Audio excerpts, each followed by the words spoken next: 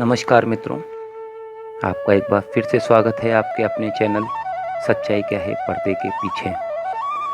आज का विषय है मंत्र जाप करने से सिर में भारीपन या अप्रत्यक्ष घटना का अनुभव होना। इसे इस दिशा में समझें कि मंत्र जाप करने के दौरान कुछ लोग जो शक्ति अनुभव करने के चक्कर में विपरीत दिशा में जाकर पागलपन के शिकार हो जाते हैं। क्या कारण है कि मंत्र जाप सकारात्मक न होकर नकारात्मक होकर हमारे जीवन को बर्बादी की ओर ले जाता है और हम पागलपन के शिकार हो जाते हैं। इसका प्रमुख कारण है हम स्वयं के साथ जबरदस्ती करने की कोशिश करते हैं। हमारा मन प्रार्थना में, भक्ति में, जप में नहीं होता, लेकिन हम जबरदस्त दिखावे के लिए हमारे स्वयं के मन और मस्तिष्क के अंदर कॉन्फ्लिक्ट पैदा करते हैं, जबरदस्ती ध्यान करने की कोशिश करते हैं।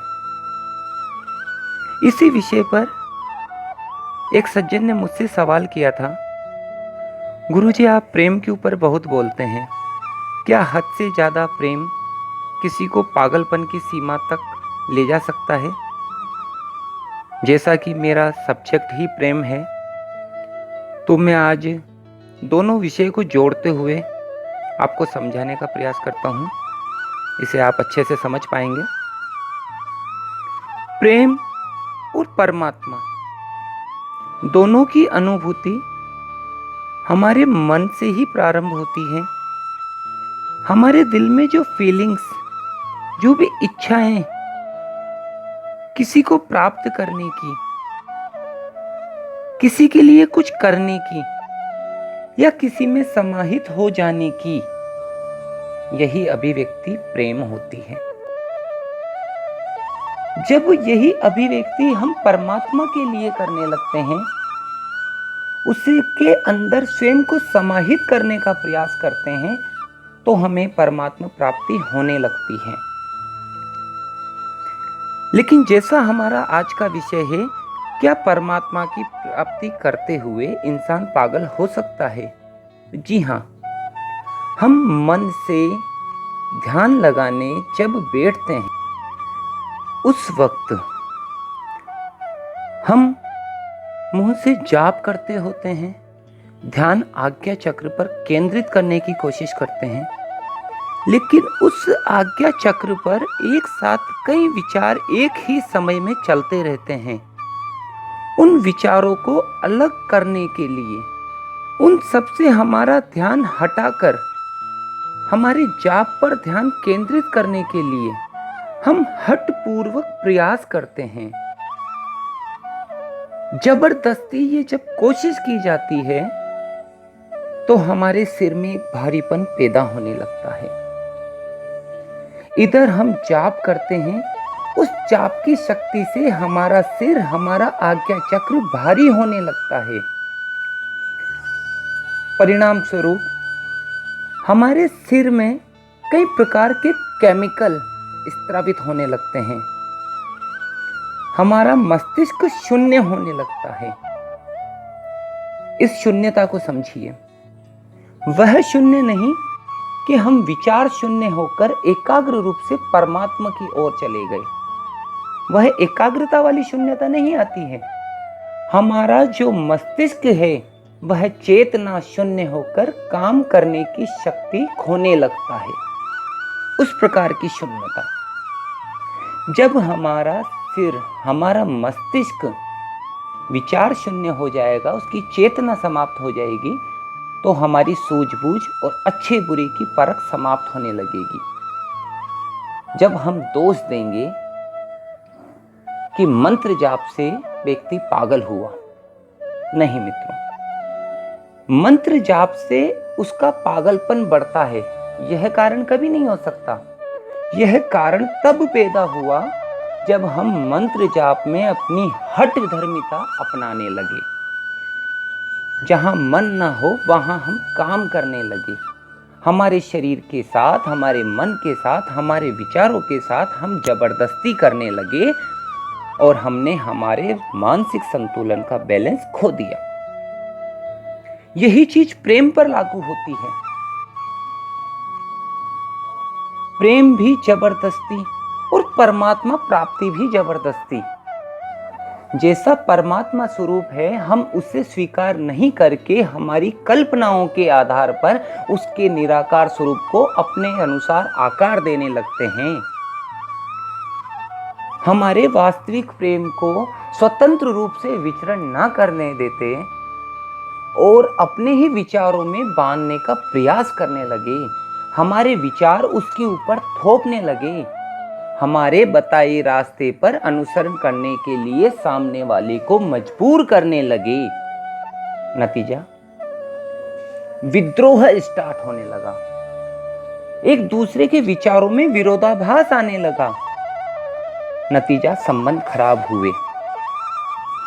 जो आज तक हमें अपना सा महसूस हुआ, वह आज हमारे वैचारिक मतभेद के कारण बिल्कुल अनजान, अजनबी और पराया सा बर्ताव करने लगा। नतीजा, हमने एक दूसरे को खो दिया। जिम्मेदार कौन? हमारी हठ धर्मिता, हमारा एक दूसरे के ऊपर जबरन अपने विचारों को थोपना। हम ही सही हैं, आपके जीवन जीने का तरीका गलत। हम कहें जो सही, आप करो वो गलत। नतीजा, जिस चीज को पाने के लिए हम ज्यादा लालायित हुए, जिस चीज को पाने के लिए हमने रात दिन प्रयास किया, वही चीज आज हमसे कोसों कोसों दूर चले गई और हम एकांत और अकेलेपन का शिकार होकर डिप्रेशन में आ गए। मानसिक तनाव बढ़ने लगा और जब मानसिक तनाव बढ़ने लगा तो हमारी मस्तिष्क की काम करने की क्षमता समाप्त होने लगी। हम विचार शून्य होने लगे और ऐसी स्थिति पैदा होने लगी कि हम पागलपन के शिकार होने लगे। प्रेम और परमात्मा, यह हमें स्वयं अनुभव होने वाली एक ऐसी विचारधारा है, एक ऐसा केंद्र बिंदु है जो कहीं बाहर से नहीं, हमारे मन मस्तिष्क में, हृदय में स्वतः जन्म लेता है। इसी प्रकार परमात्मा भी हमारे हृदय में स्वयं विराजमान रहते हैं, लेकिन हम उन्हें चैंटिंग के द्वारा, बाहरी आकर्षण के द्वारा अपनी ओर खींचने का प्रयास करते हैं, जो कि एक हठधर्मिता को दर्शाता है। और हमारे स्वयं के अंदर रहने वाली किसी भी शक्ति को हम बाहरी रूप से जबरदस्ती जब खींचने का प्रयास करते हैं, उसे बाहर तलाशने का प्रयास करते हैं, जो चीज हमारे स्वयं में समाहित है हम उसे बाहर ढूंढने का प्रयास करते हैं, तो हमारे मन और मस्तिष्क में अंतर्द्वंद होने लगता है, जिसके परिणाम स्वरूप हम पागलपन के शिकार होते हैं। जैसा कि मैंने अपने पूर्व वीडियो में बताया, परमात्मा प्राप्ति का मार्ग प्रेम से होकर गुजरता है। जिसने अपने जीवन में प्रेम को पा लिया, वह बड़ी आसानी से परमात्मा को प्राप्त कर लेता है। इसीलिए आज मैंने दोनों वीडियो को एक साथ जोड़ा है। जब हम किसी एक व्यक्ति विशेष या हमारे सामाजिक जीवन में रहने वाले सामाजिक लोगों को एक प्रेम के सूत्र में बांधकर एक साथ नहीं रख सकते, हम उनके मन में हमारा निवास स्थान नहीं बना सकते, उनके दिल में अपनी जगह नहीं बना सकते, तो इस पूरे सकल ब्रह्मांड को चलाने वाला परमात्मा, उसको हम कैसे वशीभूत कर सकते हैं? उससे हम कैसे साक्षात्कार कर सकते हैं, जब उसके बनाए हुए हम छोटे छोटे बच्चे एक दूसरे की, जिसके अंदर परमात्मा की आत्मा है, हम उसको महसूस नहीं कर सके, उसके करीब नहीं जा सके। तो जब हम इस पृथ्वी लोक पर रहने वाले आपसी संबंध को स्थापित करने वाले लोगों से हमारा संबंध नहीं जोड़ सके, तो उस परम शक्ति से संबंध जोड़ने की तो कल्पना करना ही व्यर्थ है। इसलिए मित्रों, प्रेम और परमात्मा दोनों को वास्तविक स्वरूप से जीने की कोशिश करें, वास्तविक स्वरूप को निहारने की कोशिश करें और इसको वास्तविक जैसा इसका स्वरूप है वैसे ही महसूस करने की कोशिश करेंगे, तो ये आपके जीवन में मार्ग प्रशस्त करते हैं, आपको जीवन में नया रास्ता प्रदान करते हैं।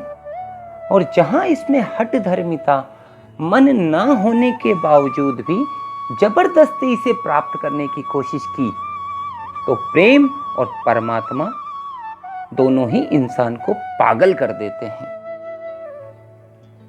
इसका जो स्वरूप जितना शांत और जीने की प्रेरणा देता है, वही स्वरूप हमारी हठ धर्मिता के कारण, हमारी जिद के कारण इतना विभत्स रूप ले लेता है कि हम स्वयं अपने आप से धोखा करने लगते हैं।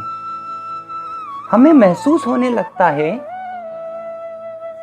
कि हमारा मन में निरंतर जाप चल रहा है, जबकि हमारे मुंह से कोई वचन नहीं निकल रहे, हम कोई मौखिक जाप नहीं कर रहे, लेकिन हमारी कल्पना शक्ति में वह जाप निरंतर चलता है, जिसे हम कहते हैं अजपा जप, जिसे हम जप नहीं रहे हैं लेकिन हमारे मन से स्वयं परमात्मा को आवाज लगाई जा रही है, परमात्मा का स्मरण किया जा रहा है, जबकि वो वास्तविकता नहीं है। हम धीरे धीरे पागलपन के शिकार होने लगे हैं। हम ऐसी बहकी बहकी बातें करते हैं कि परमात्मा हमें दिखाई देने लगा, हमें अनुभव होने लगे, मैंने इतने लाख जप कर लिए, मुझे उसका अनुभव होने लगा, जबकि वह वास्तविकता से परे होता है, वह हमारी कल्पना शक्ति होती है। यही चीज प्यार पर लागू होती है कि सामने वाले के व्यवहार से हमें कुछ अनुभव नहीं होता, लेकिन हम हमारी कल्पना शक्ति के द्वारा ऐसे चित्रांकन हमारे मन में करने लगते हैं, ऐसे दृश्य फिल्माने लगते हैं कि यही वास्तविक स्वरूप है, जबकि यह चीज वास्तविक नहीं होती। इसका जब हमें आभास होता है, जब तक हम बहुत देरी कर चुके होते हैं, हम डिप्रेशन के शिकार हो चुके होते हैं, हमारा जीवन एकांत में अकेलेपन का शिकार होकर पागलपन की ओर अग्रसर हो चुका होता है। तो मित्रों, प्रेम और परमात्मा अगर इसको अनुभव करना है तो इसे सहर्ष रूप में स्वीकार करना चाहिए। सहर्ष रूप में स्वीकार करने के लिए इसे स्वयं के मन में निहारना चाहिए, स्वयं के मन से अनुभव करना चाहिए। अगर आपका प्रेम है तो उस पर मजबूत दृढ़ इच्छा शक्ति के साथ अटूट विश्वास करना चाहिए। शंका या भ्रम की स्थिति पैदा करके उसके ऊपर अधिकार जमाना, उसको अपने अनुरूप चलाना या जैसा हम चाहते हैं वैसा ही सामने वाले का जीवन प्रभावित करना, यह प्रेम नहीं, हठ धर्मिता है। और इसका परिणाम आप और हम सभी भली भांति जानते हैं। यही विषय परमात्मा के ऊपर लागू है। अगर हमें परमात्मा की प्राप्ति करनी है तो उसे हमारी आत्मा से महसूस करना होगा। इसे जब तक हम बाहर ढूंढते रहेंगे, तलाश करते रहेंगे, कल्पनाओं के द्वारा इसका चित्रण करते रहेंगे, हमें न परमात्मा तत्व की प्राप्ति होगी और न प्रेम की प्राप्ति होगी। प्रेम और परमात्मा हमारे जीवन के प्रत्येक बुरे अवसर पर, कठिनाइयों पर हमें साथ देकर उस विपरीत परिस्थितियों से निकालने का एक माध्यम होता है। लेकिन इसको हमने गलत अर्थों में प्रयुक्त किया या हमारे अनुसार इसकी कल्पना द्वारा इसकी रचना करने की जहां कोशिश की, तो यही हमें पागलपन का शिकार कर बैठते हैं। हमें इस पागलपन से बचना है तो उस परमात्मा को स्वयं में निवास है ऐसा मानना ही पड़ेगा। जिस दिन हम ऐसा मानने लगेंगे कि परमात्मा हमारे स्वयं में है, हमें इस बाहरी ढोंग की जरूरत नहीं होगी और वही हमें परम शांति प्रदान करने वाला होगा और वही हमारे वास्तविक जीवन को सुचारू रूप से चलाने वाला होगा। उस दिन हम सकारात्मक रूप से परमात्मा की प्राप्ति कर पाएंगे, हमारे प्रेम को महसूस कर पाएंगे। अगर हमने ऐसा नहीं किया तो हम भी आगे चलकर और लोगों की जैसे भ्रांतियां फैलाएंगे कि मैंने भगवान की इतनी भक्ति करी, इतने लाख जप करे और उसके बाद मेरा दिमाग का संतुलन खो दिया, उसकी प्राप्ति तो नहीं हुई, मेरा मन मस्तिष्क का विकास रुक गया, मेरे मन मस्तिष्क ने काम करना बंद कर दिया। भाई गलती परमात्मा की नहीं, गलती हमारे विचारों की है, हमारे मन और मस्तिष्क के अंतर्द्वंद की है। अगर हमारा मन भक्ति में लगता है, हमारे दिल से उस परमात्मा को आवाज लगाई जाती है, हमारे मन से उसको अनुभव किया जाता है, तो परमात्मा प्राप्ति बहुत आसान है। लेकिन जब हमारा मन उसके रास्ते पर नहीं लग रहा, हमारा मन इधर उधर विचलित होकर भटक रहा है और हम हमारे मस्तिष्क को जबरदस्ती किसी मूर्ति में, किसी साकार रूप में केंद्रित करने की कोशिश करते हैं, तो हमारे मन और मस्तिष्क से पैदा होने वाला अंतर्द्वंद हमारी मानसिक स्थिति को विक्षिप्त कर बैठता है। बस एक छोटा सा प्रयास मन और मस्तिष्क के बीच कॉम्बिनेशन बनाने का करें तो शायद हम प्रेम और परमात्मा को समझ पाएंगे और अपना विकास कर पाएंगे। और जिस प्रकार लोग भ्रांतियां फैला रहे हैं, उस भ्रांतियों को फैलाने में हम अपना योगदान ना दें, कम से कम इतना सा ही कर लें तो बहुत है। क्योंकि हम गलत तरीके से मार्ग पर चलेंगे तो आगे जाके हम भी भ्रांतियां ही फैलाएंगे। पहले स्वयं के मन पर नियंत्रण पाएं। जैसी सहज रूप में सामने वाली कोई चीज है, जैसा उसका स्वरूप है वैसा उसको स्वीकार करें। जब हम उसको उसके वास्तविक स्वरूप में स्वीकार करने लगेंगे तो हमें वह स्वयं अनुभव होने लगेगी और एक पागलपन का शिकार होने से रुक सकेंगे। कई बार इस विषय पर बात होती है कि बहुत अधिक जाप करते हैं लेकिन हमें शक्ति अनुभव नहीं होती, हमारा मन उस शक्ति को महसूस नहीं कर पाता। इसका मेन कारण है कि हम मौखिक रूप से जाप प्रारंभ कर देते हैं, मानसिक रूप से कहीं और विचरण करते रहते हैं। जब हम मानसिक रूप से और मौखिक रूप से परमात्मा की ओर ध्यान लगाने लगते हैं, परमात्मा को अपने मन से और मुंह से आवाज लगाने लगते हैं, तो वही परमात्मा तत्व हमारे मस्तिष्क में होते हुए धीरे धीरे हमारे मन की ओर अग्रसर होने लगता है। हमारे मन में कई प्रकार के विकार और सिर्फ वासनाएं भरी होती है। जब हमारे मन में उस परमात्मा का ध्यान हम आकर्षित करने लगते हैं, उस मन से हम परमात्मा को पुकारने लगते हैं, तो वह परमात्मा तत्व धीरे धीरे हमारे मन में निवास करने लगता है। जैसे जैसे परमात्मा की शक्ति हमारे मन पे निवास करने लगती है, अपने स्थान को ग्रहण करने लगती है, हमारे अंदर समस्त विकार और वासनाएं अपना स्थान छोड़ने लगती है। उसी वक्त हमें उस परमात्मा की प्राप्ति होने लगती है, जीवन में सुकून और आनंद हमें महसूस होने लगता है। जब तक हमारे मन की वासनाएं और विकार हमारे मन में निवास किए हुए हैं, हम मस्तिष्क के अंदर उस परमात्मा का ध्यान तो करेंगे, लेकिन मन में उस स्थान को नहीं दे पाएंगे जहां हम उस परमात्मा तत्व को महसूस करना चाहते हैं। और जब तक हमारे मन में हमने उस परमात्मा तत्व को निवास नहीं दिया, तब तक परमात्मा प्राप्ति नहीं हो सकती। इसलिए सर्वप्रथम अपने समस्त मन के विकार और वासनाओं को हटाएं। मन में उस प्रभु की सत्ता को निवास करवाना है तो एकाग्रचित होकर पूर्ण श्रद्धा और भक्ति के साथ उस परमात्मा को याद करें, तभी परमात्मा प्राप्ति हो सकती है। तभी हम उसके आशीर्वाद और प्रेम को समझ सकते हैं। अन्यथा उसकी कृपा से हम सदैव वंचित रहेंगे। जब तक हम विकारों सहित होकर भक्ति करते रहेंगे, हम उस परमात्मा तत्व को हमारे मन में कभी भी स्थान नहीं दे पाएंगे। अगर परमात्मा तत्व से जुड़ना है अपनी आंतरिक शक्ति को जागृत करना है तो पहले अपने विकारों से मुक्त होना पड़ेगा। जय माता जी की।